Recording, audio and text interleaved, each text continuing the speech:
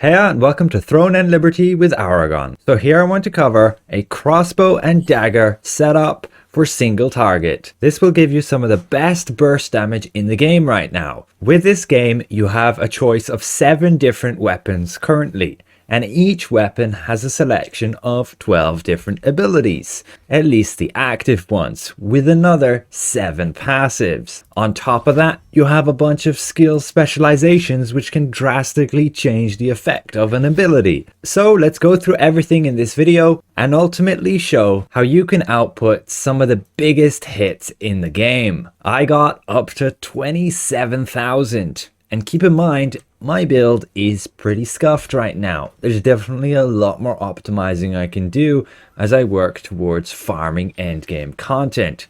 And we'll get there. But the baseline orientates all around choosing and using the right abilities, and especially in the right order with a specific rotation. So how should you set this up for yourself and how to use all of those abilities? Let's explain. The first step I'll cover is skill specialization, because once you have that set up, certain skills will look a little bit different. For example, detonation mark is actually originally mortal mark, and you might not be aware of that. So let's get these specializations kitted out first so the powers are actually doing the right things. Same with inject venom, it goes to lightning infusion. So for the dagger, you can see exactly where you want to put the points, and then this is for the crossbow. So let's give a few explanation pointers here. You really do want to have the additional cast with cleaving moonlight that'll allow you to gain the extra 15% attack speed, and ultimately you never want to cast cleaving moonlight more than once while it's activated. You pretty much go to your target, you click cast on it, and that's it. You can see while it has that charge effect, you don't cast it. It goes on cooldown and then you can cast it again. So you want to invest these 3 points in here. And you might be wondering about the weakened thunderclouds, and even with lightning infusion stacking them, it is very useful to have that here, because you can then put on your target a total of 7 to 8 thundercloud stacks.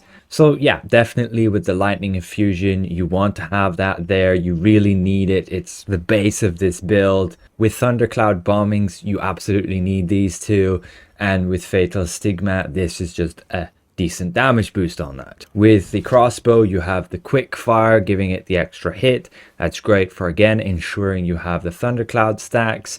The extra damage will help with your burst, and then using the nimble leap you'll be able to completely reset that cooldown, and thus you won't feel the penalty of having the increase of the cooldown due to this effect. As you can see right there, the cooldown reset effect, and then also having it with 2 charges means yes, you can use your quick fire, you can dodge, use your quick fire, dodge, and use your quick fire again, basically 3 times in a row. Mother's Protest, absolutely worth it to have the lightning arrows. There are other effects you can get like frost arrow, flame arrow, gale arrow. You'll use them for like a multi-target build or some other PvP scenarios. And mana exchange, you kind of really need that there. You don't want to have to be casting it every 8 seconds when you don't have that. Better off increasing its effect and the cooldown a bit, so you don't have to keep in mind of casting it so often. So that's your skill specialization set up. Let's go to actually what skills to use. So this is the exact setup I would go with. You can also see the keybinds I'm using here on PC, and that's what I find the most comfortable here, specifically with the rotation that's required. You need that knife throwing, you need the thunderclouds bombings, you need your cleaving moonlight, your quick fire, your weak point shot. This one can be even having a support effect of increasing your entire party's damage against the target by 13% when you use this while your enemy is doing a fury attack. You have the Mother Nature's Protest, your fatal stigma, lightning infusion, selfless diffusion. This one's absolutely crucial for the cooldown reduction with this burst damage setup. Your detonation mark. This one has basically the ability to deal like 80% of the damage you deal over 6 seconds again to the target. It's absolutely huge, and this is the exact ability which causes you to deal upwards of like 27,000 in one hit against your target. And that is with, again, a very mid-game setup and build. We can absolutely push that higher with optimizing specifically our traits and even getting epic weapons. Epic weapons are going to push that base damage much higher. But for now, I don't have one that I want to level up yet, so I won't do that. And then mana exchange. You might see some people not using it, but I find it's vital. Without it, you're going to be running out of mana all the time. I even do so with it. That's how much burst damage this build has and how mana heavy it is. So you absolutely need to use it. Again, make sure you're getting the specialization point into it so you don't have to cast it that often. And then healers can keep you topped up. Just be aware, don't use it when you're like super low health. You could kill yourself, and make sure you have a decent healer there to keep you topped up, and otherwise some potions, as you are sacrificing a bit of health for that. And again, I'm pretty much having to use it when it's off cooldown to maintain mana with this build. And finally, Nimble Leap. Again, that's mainly a support effect. Allows you to have high uptime on decent damage output with the ability to reset the cooldown on quick fire. Particularly when you're just killing squishy guys, it's useful. You don't want to like dump your entire kit of a rotation on them, so you'll just use some quick fires, some dodges, and more quick fires. For that shift ability, absolutely use Block Blade. It's huge for the effect to give you a bunch of mana back, gives you the invisibility effect and then the extra damage. For the passives, this is pretty much the best to go with for damage output. One of them here is just a survivability effect. If you find you might not need it and maybe can have a little bit more hit chance, go with Eagle Vision. I have not really found Murderous Energy to be very useful at all. There's no real need to increase our duration of Thunderclouds, and we don't really apply poison in this build. So again, you can feel free to mess around with different survivability effects like Detection, Assassin's Step, but this one's probably the most reliable, Shadow Walker. And there's a big reason, because it will trigger on Cleaving Moonlight. This is considered a mobility effect, same for Nature's Power. Both will be triggered whenever you use Cleaving Moonlight, which you use very often because it has only a 6-second cooldown. Both those will trigger while casting it. For your weapon masteries, it's pretty much go for chain fire all the way on the crossbow, and then go into move, and lastly regen. For the dagger, it's the same, bottom one all the way, assassination, after that poison, and then disguise. Basically the bottom one is damage, the middle is kind of utility, and the top one's like survivability. Same with the crossbow. So again, that's pretty much it for your setup. Last thing might be looking at guardians. There are different ones you can use. The best one for damage output is going to be your Shade Revenant. Also a pretty easy one to get. You can just click the exclamation mark here, and if you haven't done that exploration quest, you can go ahead and do that. The projectiles that are launched from this will synergize very well with your other effects, just causing you to output increased damage. But I do like the Lady Knight, as she gives you a bunch of shields, so she can be very good for like a survivability effect, and then also the cooldown speed. This helps you to output multiple rotations much faster, at least if the shield doesn't disappear, allowing you to like get through the boss's hit point and clutch up. Basically, if you're nearly finished the boss and you think you might not beat it, you need a bit of an extra edge, then you go ahead and use your Guardian. Because again, 10-minute cooldown. So with that, what rotation do you need to be using with these abilities? Well, it's very strict. You can see it all exactly here. You're going to start with your Mother Nature's Protest for giving all of your hits that extra damage hit. Your Fatal Stigma to deal extra damage based on how many Thunderclads are on the target. Your Lightning Infusion to basically apply those weakened Thunderclouds on all of your hits. Selfless Diffusion to give you massive cooldown reduction whenever you apply those weakened Thunderclouds. detonation mark, gonna deal 40% of all the damage you dealt over 3 seconds within 3 seconds. Sometimes it stacks twice and can last up to 6 seconds and deal 80% of the damage you've dealt within that 6 seconds back to the attacker, which is again where you find yourself getting these absolute massive hits. After that, you're using a Cleaving Moonlight. That'll give you like 6 to 8 of those Weakened Thundercloud stacks. It's also mobility skill, triggering those effects.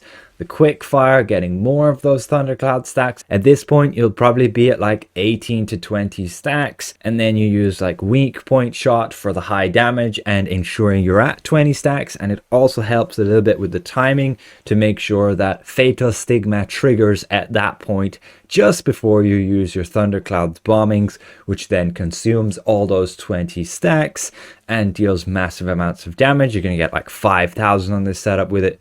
Then you need to use your knife throwing. This basically is like 5 hits with those knives. You want to make sure that you're close to your target when you use those knives, because you really need all of those knives to hit for that cooldown reduction from your selfless diffusion here. On top of that, you're trying to get to 20 stacks again, which you'll then use a Cleaving Moonlight. You'll get some other triggered effects and you'll easily get to 20 stacks using Thundercloud's bombing as soon as it's off cooldown again. And all of this should be a maximum of 6 seconds from the time you cast Detonation Mark. Be aware of that, and that's how you're going to find yourself getting some insane damage output. So let's show you that rotation in action.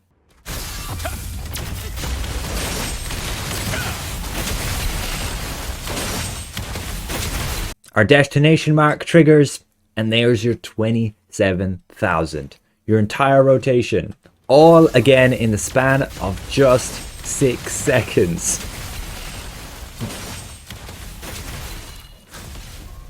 Ultimately, I'm not sure what's going on with Detonation Mark. Why does it stack 2 times? How does it lead to that? All I know is that it does. It states in the tooltip that it can, but I'm assuming that's like from other players.